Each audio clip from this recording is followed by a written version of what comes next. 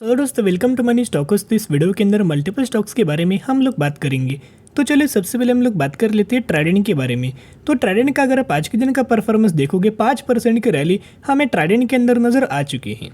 तो अगर कोई भी कंपनी के अंदर दोस्तों रैली आती है मोर देन 4%, मोर देन 5%, उस कंपनी के अंदर कोई ना कोई ज़रूर अपडेट्स होता है, कोई ना कोई पॉजिटिव अपडेट ज़रूर होता है। तो क्या ट्राइडेंट के अंदर भी ये पॉजिटिव अपडेट्स आ चुका है? ट्राइडेंट के अंदर अभी तक दोस्तों कोई भी पॉजिटिव अपडेट्स हमें नहीं आया।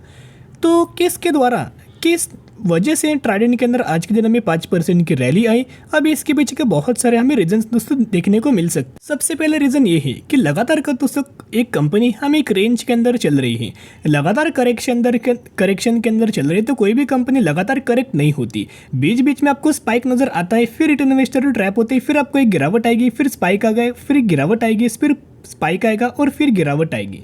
करंटली क्यों हमें ट्राइडेंट के अंदर गिरावट आने का चांस है? सबसे पहले अगर आप ट्राइडेंट का Q4 का रिजल्ट देखो तो ट्राइडेंट ने कोई अच्छा में परफॉर्म बिल्कुल भी नहीं किया। आप देख सकते हो मार्च 2023 रेवेन्यूज के अंदर फॉल दिखाया, इनकम के अंदर फॉल दिखाया, अर्निंग पर शेयर के अंदर फॉल और नेट प्रॉफिट मार्जिन के अंदर भी फॉल।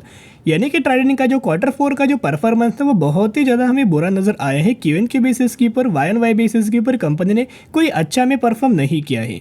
लेकिन अगर आप कोई भी कंपनी का चार्ट अगर आप देखोगे, अगर कोई भी कंपनी अप ट्रेंडिंग मात्रा में जाती है तो पहले तेजी, प्रॉफिट बुकिंग, तेजी, प्रॉफिट बुकिंग, फिर तेजी, फिर प्रॉफिट बुकिंग, फिर तेजी आती है।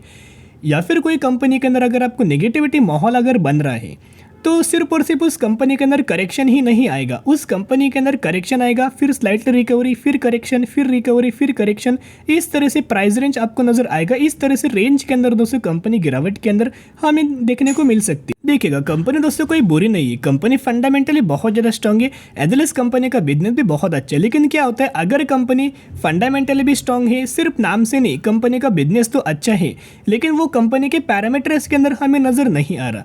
कंपनी का पैरामीटर्स भी अगर स्ट्रांग हो और साथ में कंपनी का अगर बिजनेस भी स्ट्रांग हो तो दोनों पैरामीटर्स अगर जोड़ के अगर आप देखोगे तो ही आपको कंपनी के अंदर कंप्लीटली आने वाले सालों में बड़ी वेल्थ कोई भी कंपनी शेयर होल्डर्स को क्रिएट करके दे देती है। करंटली हो क्या रहा है, ट्राइडेंट के पैरामीटर्स कुछ अच्छे नहीं लेकिन कंपनी का बिजनेस अच्छा है। तो आने वाले साल में जिस तरह से ट्राइडेंट के अंदर Q1 बेसिस के ऊपर कंपनी परफॉर्मेंस इंक्रीज होगा, Y-on-Y बेसिस के ऊपर कंपनी का परफॉर्मेंस इंक्रीज होगा, उसके बाद ही आपको कंपनी के अंदर रैली, कंपनी के अंदर रिकवरी, कंपनी के अंदर तेजी आने का चांस निकल के आ रहा है। तो जो भी लोग फ्रेश बाइंग करना चाहते हो मैं एक ही रिक्वेस्ट करूंगा, करंटली फ्रेश बाइंग इग्नोर करना। जिन भी लोगों ने पहले से बाइंग किया है वो ट्राइडेंट को आने वाले सालों में होल्ड करके ही चल सकते। तो चलो दोस्तों अभी हम बात करेंगे विप्रो के बारे में। तो विप्रो का अगर आप आज के दिन का परफॉर्मेंस देखोगे तो नई के बराबर कंपनी ने परफॉर्म दिखाया। करंटली अगर आप देखोगे 404 रुपए के आसपास क्लोजिंग हमें विप्रो के अंदर नजर आ चुका है। जिस न्यूज़ का दोस्तों हम लोग वेट कर रहे थे वो न्यूज़ करंटली आ चुकी है। तो अपडेट्स क्या है, बहुत सारे लोगों का एक बेसिकली कंपनी के अंदर अप्रोच था, एक कंपनी ने पहले इवेंट हमें नजर आने वाला था आने वाले समय का, लेकिन उस इवेंट का तो अनाउंसमेंट हुआ लेकिन इस इवेंट की एग्जिट डेट हमें बिल्कुल भी नजर नहीं आ रही थी।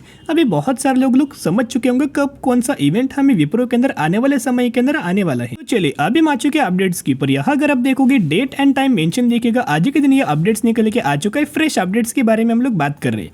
Wipro set June 16 as record date, stock up 8% since buyback announcement. यानी कि आपको पता होगा बायबैक रिगार्डिंग कंपनी ने अनाउंसमेंट किया था, उस अनाउंसमेंट के बाद हमें कोई भी कंपनी का रिकॉर्डेड एग्जिट मेंशन नहीं किया गया था। लेकिन आज के दिन कंपनी ने बायबैक का एक्स डेट और रिकॉर्डेड हमें मेंशन किया गया है। बायबैक की जो रिकॉर्ड डेट है 16 जून निकल के आई है। अभी देखिएगा बायबैक होता क्या है और OFS होता क्या है, बहुत सारे लोगों का कंफ्यूजन हमें निकल के आता है। अभी देखिएगा बायबैक का कंप्लीट अपोजिट हमें OFS होता है। सबसे पहले हम लोग बात करेंगे OFS रिगार्डिंग। अभी OFS का फुल फॉर्म क्या है, ऑफर फॉर सेल। तो ऑफर फॉर सेल के अंदर होता क्या है, प्रमोटर्स खुद कंपनी के शेयर सेल करते हैं। तो प्रमोटर्स अगर दोस्तों स्टेक सेल करेंगे तो लोग क्यों बाइंग करेंगे? देखिएगा कोई अगर बेच रहा है तो कोई ना कोई खरीद रहा होगा, तो खरीदेगा कोई, जो पब्लिक होगा वो बाइंग दोस्तों क्यों करेगा? क्योंकि OFS हमेशा आपको डिस्काउंटेड प्राइस के अंदर दोस्तों लाया जाता है और जो बायबैक हमेशा जो होता है खुद प्रमोटर्स कंपनी के शेयर्स बाइंग करते हैं, इसी को आप बायबैक बोल सकते हो। और कंपनी के प्रमोटर्स बायबैक कैसे करते हैं, प्रीमियम प्राइस के ऊपर बायबैक नजर आता है।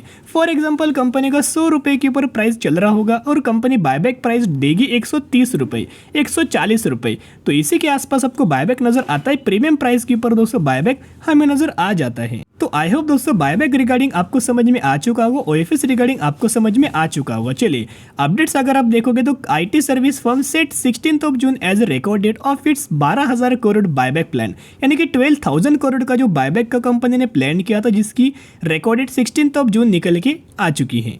और जो बायबैक का जो हमें प्राइस निकल के आ रहा है वो भी कंपनी ने मेंशन किया है। The IT major had earliest fixed a floor price of ₹445 per equity share for the buyback up to, ये हमें इतने अमाउंट ऑफ शेयर्स कंपनी खरीदारी करने वाली है जो कि 4% to 5% के आसपास हमें निकल के आई है।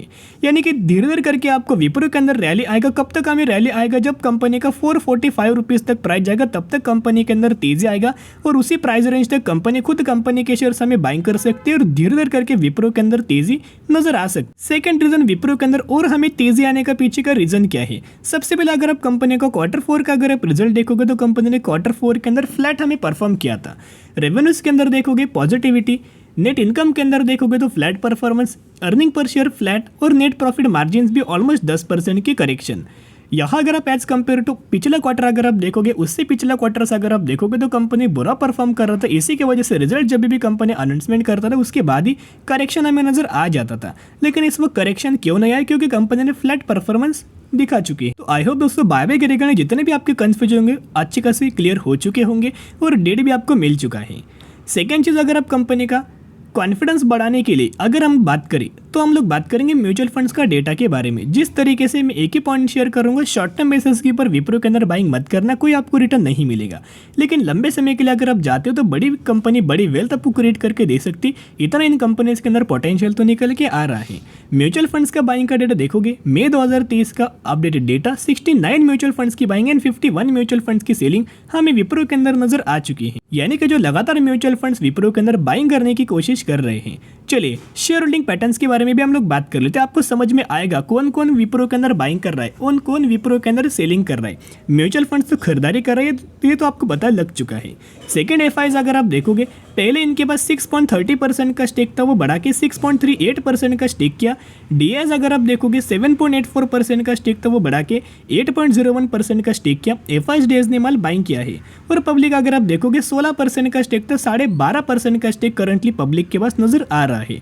जितना माल पब्लिक ने बेचा है उतना ही माल एफआईज ने और डीआईज ने लगातार बाइंग किया है। ये दोस्तों बहुत ही अच्छी बात निकल के आई है। अगर मैं आपके साथ बोलूं कि आपको 2 सालों में विप्रो के अंदर 300% का रिटर्न मिल सकता है तो क्या ये पॉसिबल है? विथ प्रूफ के साथ हम लोग बात करेंगे। देखिएगा 2008 में आपको पता होगा रिसेशन के द्वारा पूरे स्टॉक मार्केट के अंदर करेक्शन आया था और विप्रो भी ऑलमोस्ट करेक्ट हुआ था 60% के आसपास। विप्रो के अंदर 60% का करेक्शन हुआ, लेकिन इस गिरावट के अंदर करेक्शन के अंदर जिन लोगों ने बाय ऑन स्ट्रेटेजी अप्लाई किया, करेक्शन के अंदर बाइंग किया, उन्हीं लोगों को विप्रो के अंदर 2 सालों में इन्हीं लोगों को विप्रो के अंदर ऑलमोस्ट हमें 1 से 2 सालों में 223% का रिटर्न मिल चुका है। शानदार तरीके से रिकवरी नजर आ चुकी है। सिमिलरली रिसेंटली आपको पता होगा कोविड के द्वारा जो विप्रो के अंदर करेक्शन हुआ तो 38% का विप्रो गिर चुका था। लेकिन जिन लोगों ने गिरावट के अंदर निवेश किया, बाय ऑन स्ट्रेटेजी अप्लाई किया, उन्हीं लोगों को विप्रो ने सिर्फ और सिर्फ 2 सालों में 300% तक के रिटर्न शेयर होल्डर्स को बना के दे चुका है। इतना तो कंपनी के अंदर पोटेंशियल है। और जो करंटली आपको जो करेक्शन जो मिल रहा है, जो करेक्शन आपको नजर आ रहा है, आ चुका है, वो आने वाले सालों में बड़ी वेल्थ कंपनी आपको क्रिएट करके दे सकती है। और बहुत ही कम समय में 2 से 3 सालों में कंपनी 200 से लेकर 300% तक के रिटर्न शेयर होल्डर्स को बना के दे सकते हैं। सिर्फ इस गिरावट के अंदर दोस्तों आप बेनिफिट ले सकते हो। बढ़िया मौका है गिरावट, यानी कि बढ़िया मौका, डिस्काउंट प्राइस।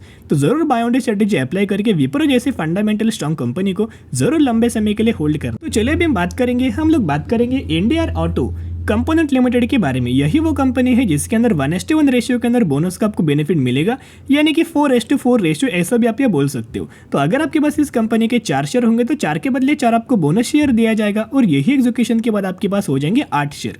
इसी रेशियो के अंदर इसी कंपनी के अंदर आपको बोनस का दोस्तों बेनिफिट मिलने वाला है। कंपनी का अगर आप मैक्सिमम का रिटर्न देखोगे 600% तक के रिटर्न शेयर होल्डर्स को कंपनी ने बना के दे चुका है और कंपनी का मार्केट के 500 करोड़ के आसपास है। तो माइक्रो कैप कैटेगरी से कंपनी बिलोंग करता है। स्टडी करना, एनालिसिस करना, अगर आपको वीडियो पसंद है जरूर वीडियो को दोस्तों लाइक एंड शेयर सब्सक्राइब कर सकते हो।